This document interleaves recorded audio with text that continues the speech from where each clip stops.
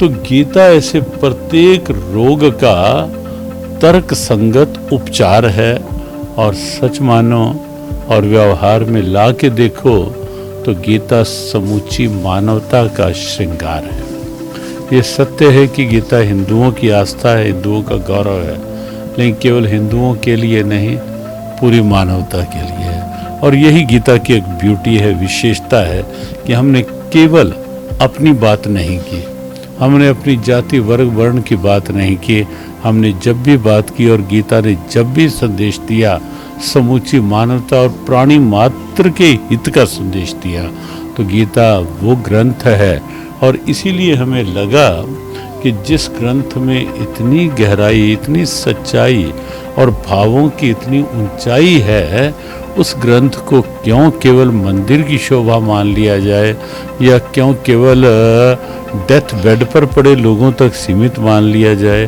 क्यों ना गीता हर बच्चे के हाथ में हो, हर युवक के साथ में हो। कृष्ण कृपा सब पर बनी रहे। और जब दो शिक्षाविद इस मैदान में उतर पड़ते हैं गीता का ज्ञान अपने विद्यार्थियों को दिलाने के लिए, तो फिर गीता मनीषी उनको आशीर्वाद देने आते हैं। गीता एक ऐसा यूनिवर्सल ग्रंथ जो सब धर्मों में मान्य है।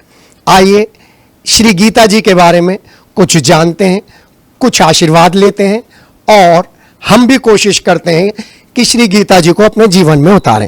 स्वामी जी प्रणाम, नमस्कार, जय बाबा की। जी, जय श्री कृष्ण। गीता जी को हम जनरली कोर्ट में देखते थे। गीता जी की शपथ लीजिए और जो बोलेंगे सच बोलेंगे।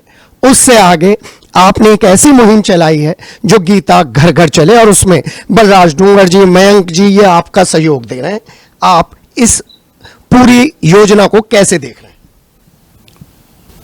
वस्तुतः भगवद गीता के प्रति एक ऐसा दृष्टिकोण बन गया कि गीता या तो सन्यासियों के लिए या जो रिटायर्ड लोग हैं उनके लिए, या ऐसा भी होने लगा कि गीता को मरणासन स्थिति पे है, डेथ बेड पर है, उसे गीता सुना दो, बस वहाँ तक के लिए गीता, या बहुत हो तो मंदिर की शोभा गीता।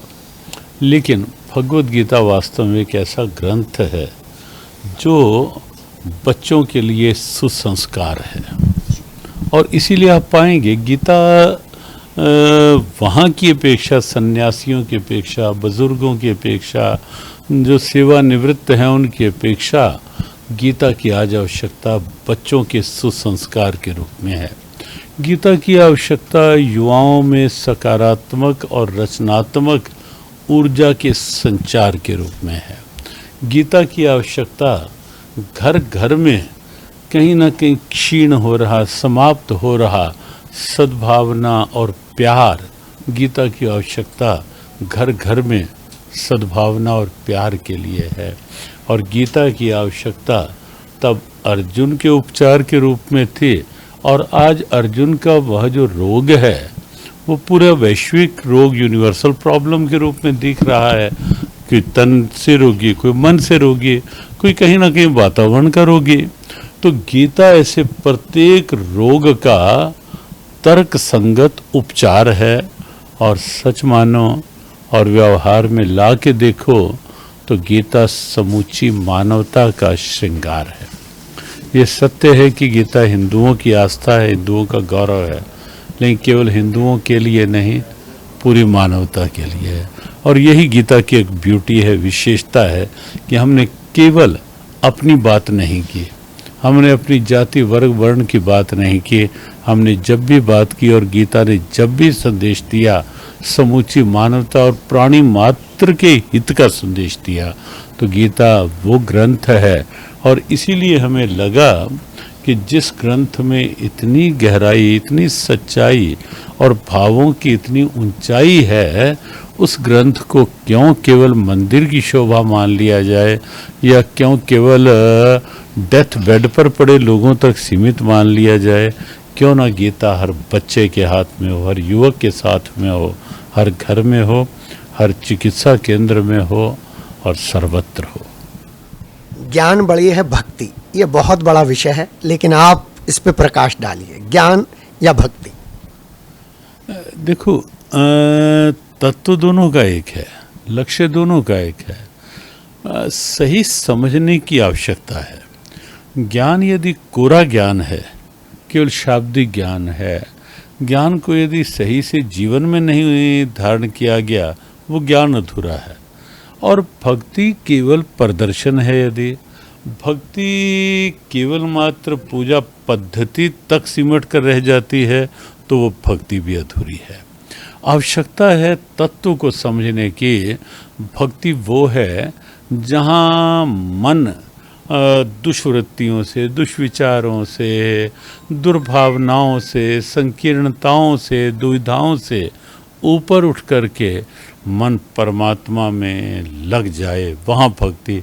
और ज्ञान वो है जो अच्छे बुरे की पहचान करवा दे, जो सत असत की पहचान करवा करके जीव को असत के मार्ग से, अशुभ के मार्ग से शुभता के मार्ग की ओर प्रेरित कर दे, वही ज्ञान है। और इस दृष्टि से आप देखेंगे तो गोस्वामी तुलसीदास जी याद आएंगे, जिन्होंने ये कहा कि भक्त ही ज्ञान ही नहीं कछु भेदा, कि दोनों में भेद नहीं, तत्व दोनों का एक ही है। निष्काम कर्म समझ में नहीं आता आज की पीढ़ी को, कि कर्म वो भी बिना फल के।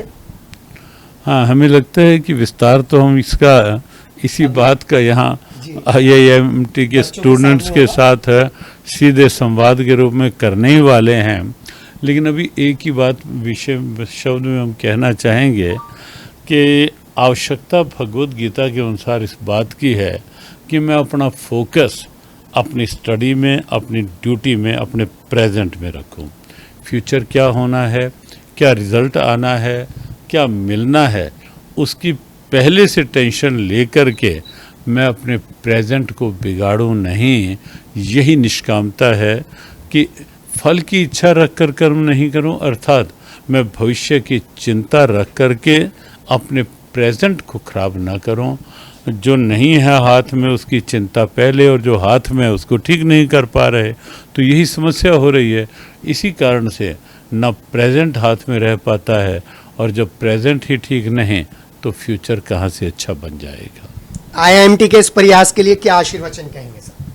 हाँ, हमें अच्छा लगा कि यहाँ IIMT के जो कुलपति हैं योगेश मोहन गुप्ता जी से जब आते ही प्रथम बार 2-4 मिनट की चर्चा हुई, क्योंकि कहीं ना कहीं जो चावलों का बर्तन उसमें से एक निकाल लिया जाता है तो उससे पता लग जाता है बाकी चावलों की स्थिति। तो 2-3 मिनट की बात से हमें योगेश मोहन जी के विचार का पता चला कि वो स्वयं युवाओं के लिए, युवाओं की ऊर्जा को सकारात्मक रचनात्मक दिशा देने के लिए वो स्वयं चिंतित हैं, प्रयासरत भी हैं। और अच्छा लगा यहाँ आकर, और तभी ये संभव भी हो पाया कि अपने बलराज जी, सुदर्शन जी और यहाँ की हमारी जीव गीता टीम जो है, उनके भाव के साथ योगेश मोहन जी ने झट से अपनी स्वीकृति, सहमति ही नहीं दी, पूरा सहयोग दिया कि मैं तो स्वयं चाहता हूँ पहले से कि युवाओं के साथ कोई बात करने के लिए तैयार हो।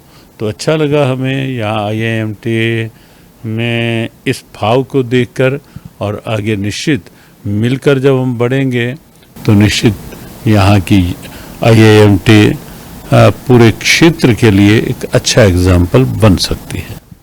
सनातन संस्कृति को नई पीढ़ी तक पहुंचाने के लिए गाय, गीता और गंगा का संदेश देने के लिए IIMT आंगन हमेशा से प्रयासरत रहा है। और आज एक बहुत अच्छा सेशन बच्चों के लिए रखा गया है, जिसमें बताया जाएगा गीता जी के ज्ञान को किस तरीके से व्यवहारिक जीवन में उतारा जाए और अवसाद के क्षणों को हटाकर अपना करियर बनाया जाए। अपने सहयोगी अमित के साथ के अपना जिला।